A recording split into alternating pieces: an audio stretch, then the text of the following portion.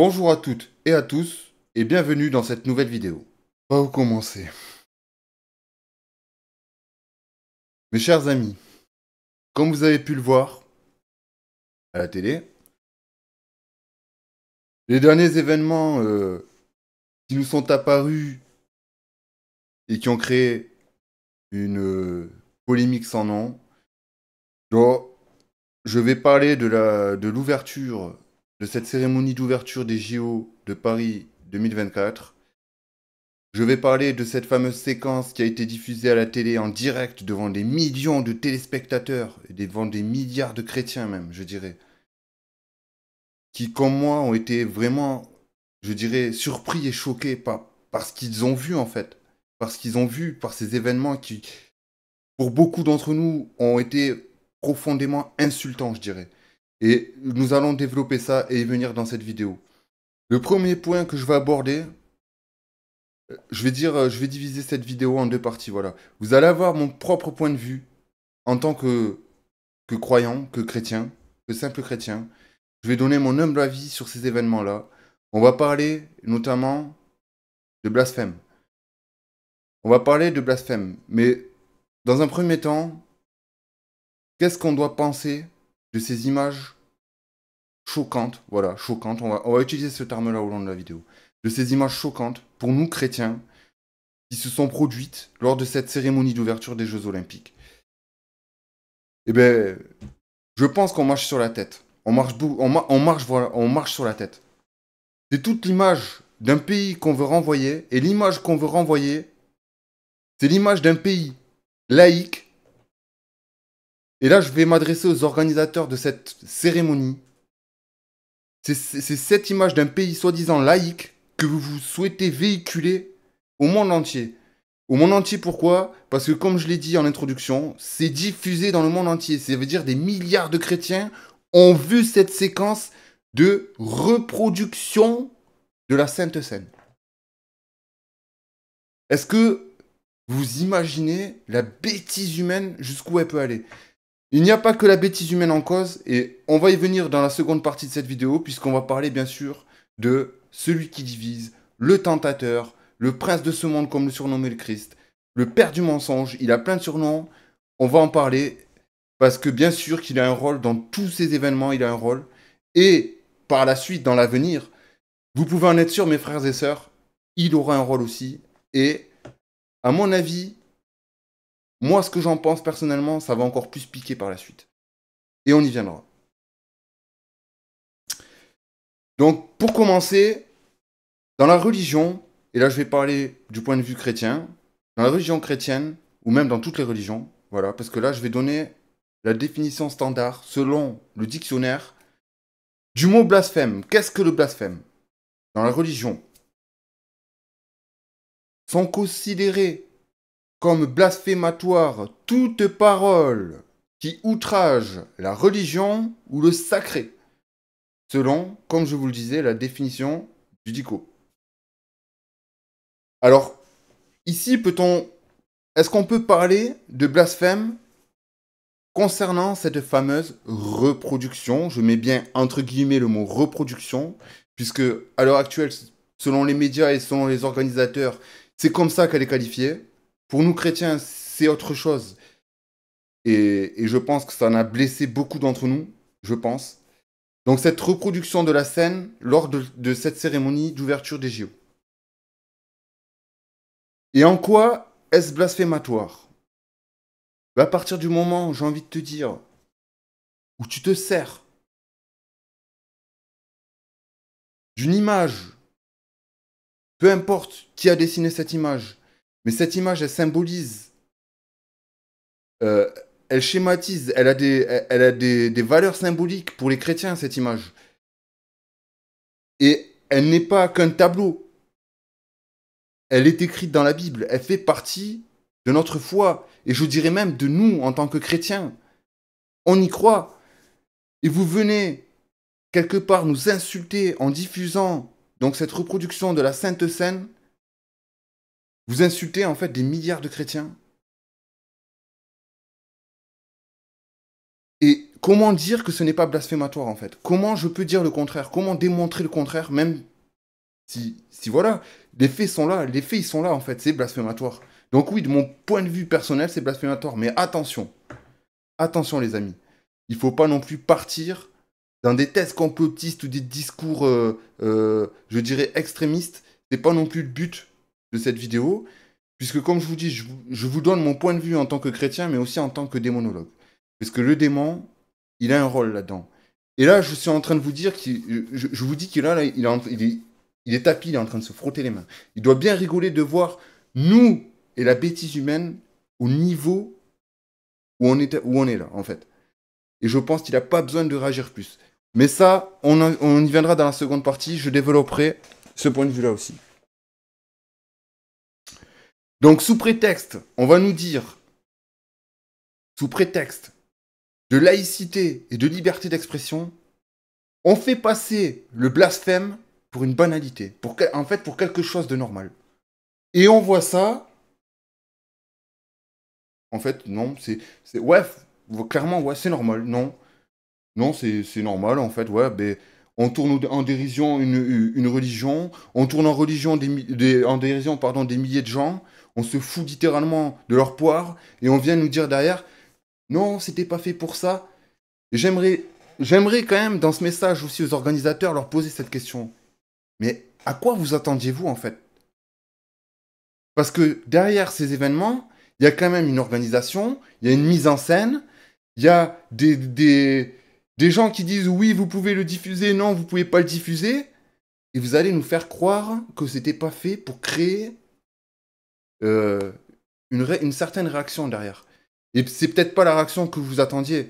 Et ça, on va y venir aussi, parce que euh, on pointe du doigt certaines choses, et pour moi, on en occulte d'autres. On en cache d'autres. Et c'est pas normal, et cette vidéo, elle va venir dénoncer aussi ces choses-là. Vous imaginez bien. La question aussi qui se pose en deuxième lieu, c'est quelle réaction les organisateurs et les metteurs en scène, justement, comme je viens de vous le dire, attendaient derrière ces événements. C'est-à-dire, est-ce qu'ils pensaient rassembler une communauté derrière, euh, derrière une allégorie, comment je pourrais décrire ça, une représentation euh, d'un événement qui a réellement eu lieu, et le tourner comme ils l'ont tourné, nous dire derrière, c'était pas fait pour provoquer ce genre de réaction. J'ai envie de te dire, mais en fait, chrétien égale pigeon, il y a marqué pigeon, vous nous prenez pour des pigeons, il y a marqué pigeon en fait sur nos fronts. Il y a marqué pigeon. Oui, mais la religion chrétienne prône la miséricorde. Mais la miséricorde, d'accord, on peut être miséricordieux. Mais il y a certains faits, et on y viendra aussi après, qui nous disent aussi, à un moment donné, quand on t'atteint au plus profond de toi, eh bien, en tant qu'être humain aussi, je pense que ce côté-là doit surgir. Alors attention, il faut tempérer. Faut tempérer, faut trouver le juste milieu et le juste équilibre dans tout ça. Rassembler les communautés, comme beaucoup de ces metteurs en scène viennent dire maintenant sur les plateaux télé, mais c'est facile en fait maintenant de dire ça. C'est facile. C'est facile. Des rassemblements, tu parles de rassemblements pseudo-républicains, ou tu parles de vrais rassemblements communautaires, de vrais rassemblements où c'est qu'il y a un vrai partage, un vrai sens de communion. euh, euh, Ces rassemblements-là, justement, où c'est que tu as du mal à trouver les mots, tellement c'est un rassemblement qui est poignant, qui est instructif, qui nourrit ta spiritualité. Parce que là, il est question de spiritualité. Dans tout ce qui touche, tout ce qui englobe cet événement-là, ça touche beaucoup à la spiritualité. Et beaucoup d'entre nous ont été blessés. Et j'insiste sur ce fait-là aussi, justement. Et donc, dans tout ceci, dans tous ces événements, quel rôle on va donner au démon? Est-ce qu'il est plutôt actif? Est-ce qu'il est passif? Et comment nous, chrétiens, on devrait réagir? Et encore une fois, c'est selon moi, face à cette attaque qui nous est clairement destinée. Nous, disciples de notre Seigneur Jésus-Christ. Comment on va devoir réagir? Qu'est-ce qui va se passer derrière? Comment on va devoir assumer les conséquences de ce qui s'est passé et de ce qui va se passer, parce que beaucoup d'entre nous sont révoltés. Et ça aussi, on va en parler parce que c'est un point important. Parce que là aussi, le démon a un rôle là-dedans. Et justement, on va faire une petite transition et on va venir sur le rôle du démon dans tous ces événements. Donc maintenant, mes chers amis, plusieurs questions se posent. Comment discerner où se situe le rôle du démon là-dedans? Et surtout, et c'est là où on va développer tout ça, c'est euh, en tant que chrétien, comment je peux le percevoir et comment je dois réagir derrière. Et surtout, à quoi m'attendre s'il y a des conséquences. Donc, en premier point, j'entends dire sur certaines vidéos, etc., ou dans la rue, peu importe, sur les terrasses des bars, etc. Parce que, comme je vous ai dit, ça fait polémique, donc des gens en parlent. Et ça me fait peur. Ça, c'est personnel ce que je vais vous dire là, mais ça me fait peur. Parce que voir des commentaires sous certaines vidéos, pardon, certaines vidéos, qui sont encore plus virulents que ce que la personne dit dans la vidéo, en fait, et qui font des allusions à pourquoi pas faire une énième croisade, eh bien ouais, ce genre de comportement m'incite à me dire, en fait, attention, attention, parce que si je pense que le démon est en train d'agir au travers de cette personne, il n'a pas besoin d'agir dans ce cas-là. Lui, les tapis, c'est ce que je vous disais dans la première partie tout à l'heure, il se frotte les mains. Là, il est en train de se frotter les mains. Il a agi au travers de cette scène. Il nous a touchés dans notre fort intérieur, au plus profond de nous. Ça nous a touchés. Et là, en fait, il s'est retiré. Il est en train de regarder comment nous, chrétiens, on réagit. Comment, un peu, si je devais symboliser ça, justement comme dans certains événements de la Passion du Christ. Il a tenté Jésus au plus haut point et il n'a pas cédé. Certains d'entre vous vont me faire d'autres allusions. Euh, mais les amis, posez-vous les vraies questions en fait. Posez-vous les vraies questions. Où et comment on peut discerner la présence du diable en fait dans tout ce fouillis, j'ai envie de dire autre chose, mais on va rester courtois. Est-ce qu'il agit encore? Non. Pour moi, non. Parce que, comme je vous dis, il est en train de nous regarder. Mais attention,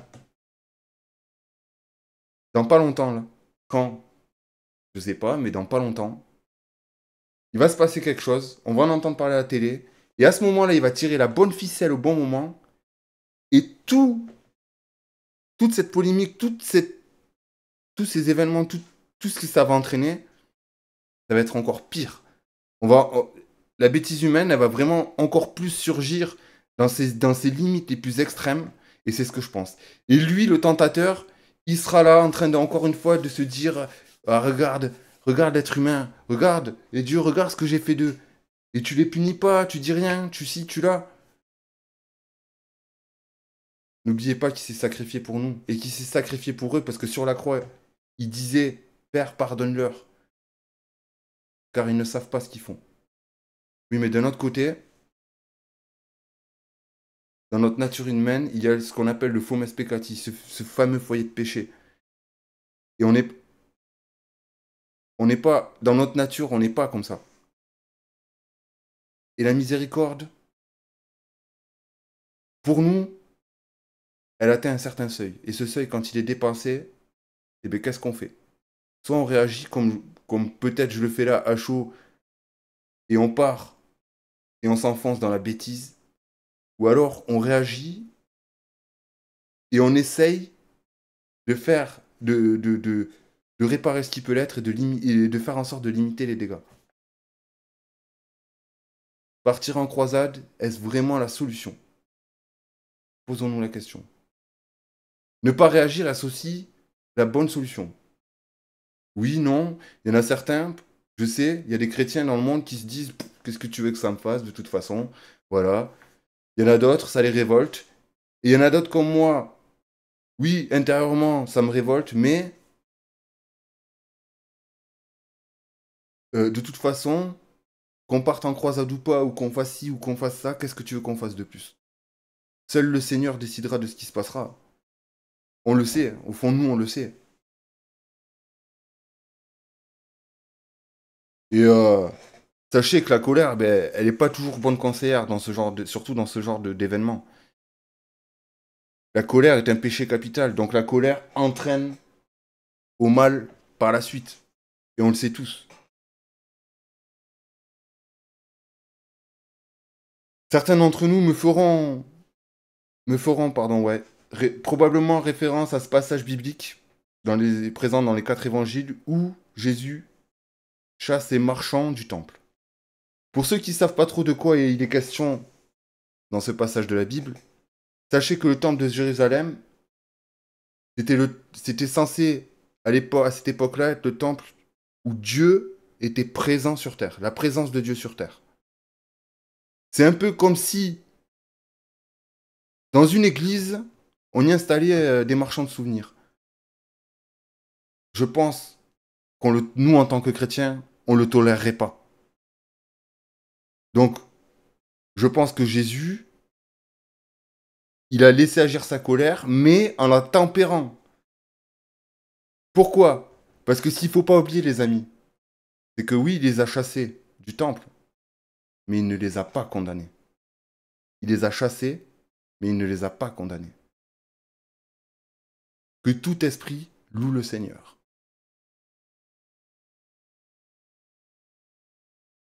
Je n'ai rien d'autre à rajouter.